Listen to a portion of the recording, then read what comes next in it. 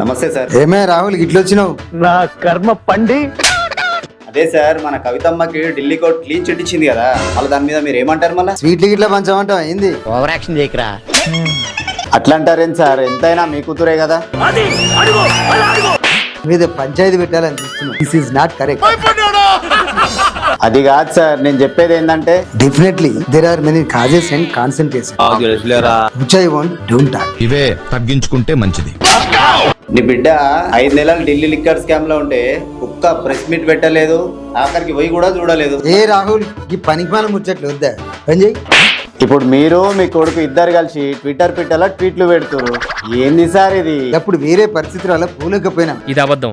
ఈ liquor case వల్లనే TRS party ఓడిపోయిందని గతంలో నీ కొడుకు చెప్పిండు కదా. ఇవేం పనికిమాల క్వశ్చన్లండి, నాకు అర్థం కాదు. ఇద్దం అర్థం లేని క్వశ్చన్ లేదు. I'm sorry. ఇదే అంకుల్ భయం ఉంటాయి. పార్టీ పెట్టక ముందుకే ఇంత హైబద్ అవుతుంటే ఇక పార్టీ పెట్టినాక మీ పరిస్థితి ఏందో ఊహిస్తేనే భయంకరంగా ఉంది.